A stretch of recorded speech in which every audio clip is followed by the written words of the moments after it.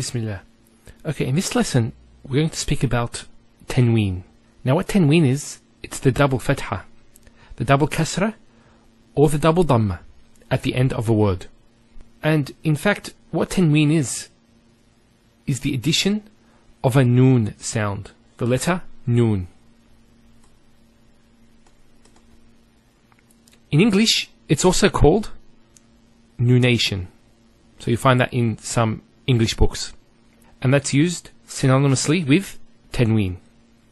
Now, just a point with how it's written. With the fatha and kasra, it's pretty straightforward. You just put one on top of the other. With the dhamma, the two dhammas, it could be written as this. So you have two dhammas together.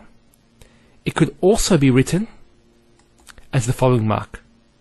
You'll find this in some scripts, as well as you have one dhamma and that.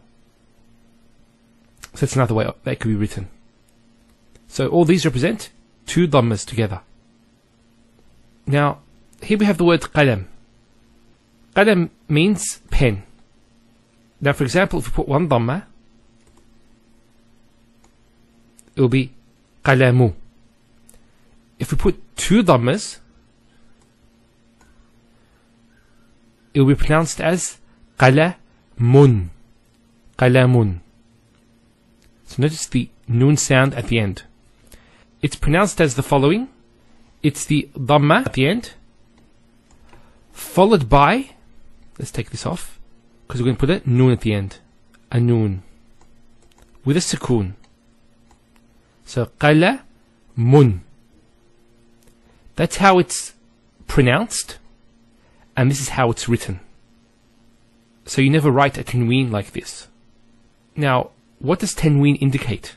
The main thing it indicates is indefiniteness. So here, qalamun would be a pen. So here we have the word rajul, which means man.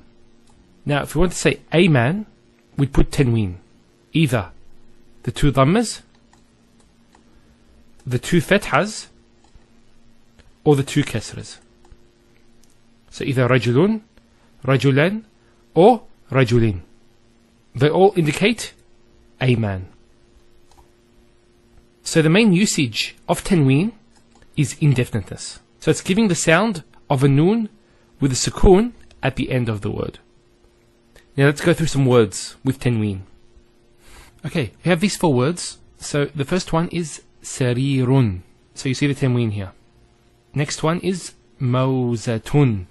Third one, ajalatun. And lastly, ta'iratun. So notice the un sound at the end. And we can also put the two fathas and the two kasras also. So for example here, sarir could be, let's take this off, it could be sariran or saririn. Now one thing to note, with the two fathas, in most words, you'd put an extra alif. So let's just write sarir out. It'll be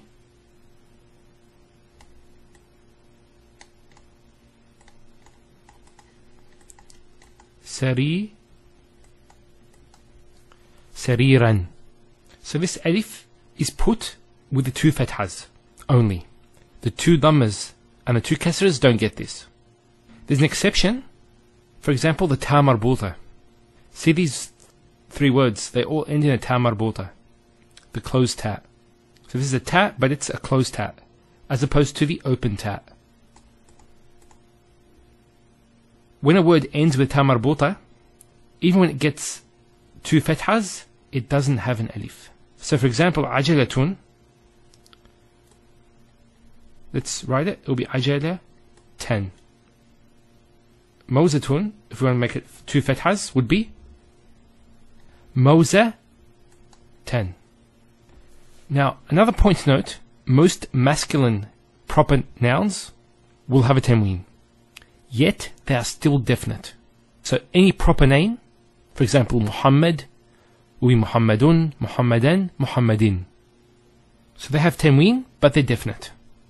With all other nouns, the tanween will indicate indefiniteness. Finally, just the meanings of these words. So sarir with the tanween is a bed. So mawzatun is a banana. Ajalatun is a bicycle. And ta'iratun is a plane. That completes the lesson. Walhamdulillahi Rabbil Alameen.